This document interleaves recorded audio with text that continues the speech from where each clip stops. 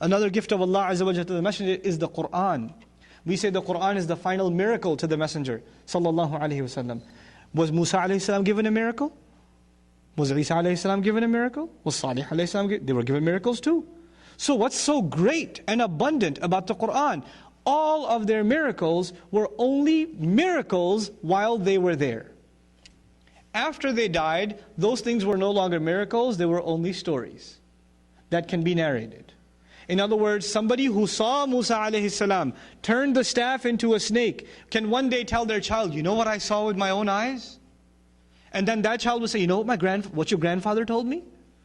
And they can pass it down, but the first one saw a miracle, the rest of them heard what? A story. And a story isn't a miracle, it's a story. You can believe it and you can also what? Disbelieve it. But a miracle is something, it's in your face.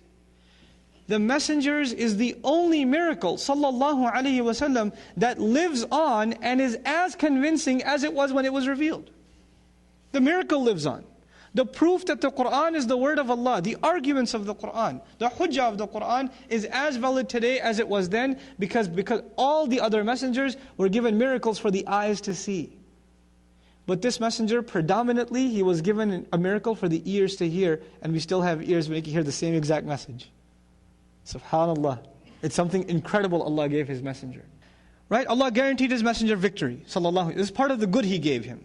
You know, there are other messengers that came 950 years, no victory on the earth. Except the believers had to escape and the world had to be destroyed. But Allah Azza wa Jal gave this messenger victory. Now I want to talk to you about that victory for a second. What's even miraculous about that victory? What's miraculous about that victory? You know, the kind of change that happened in Arabia and which became international in how long? 23 years. The Prophet's life is 63 years, sallallahu alaihi wasallam. But his life as a messenger is 23 years. So whatever change we're talking about that happened in the Arab world happened in how long? 23 years. 23 years. Has there ever been a change in the world that happened over the course of 23, 33, 43, 53, 63 years?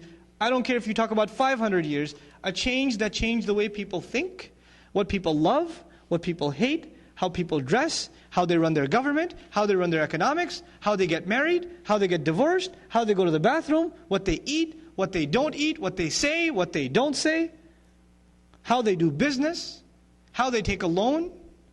It changed every aspect of their life in how long? 23 years. 23 years. You know, those of you that are in high school, you take global history and you learn about revolutions. You learn about the Bolshevik Revolution in Russia. You learn about the French Revolution in Europe. These revolutions were either political or economic. They didn't change the ethics of the people. They didn't change how people eat and sleep and drink. They didn't change what people love and hate. They didn't change how people dress.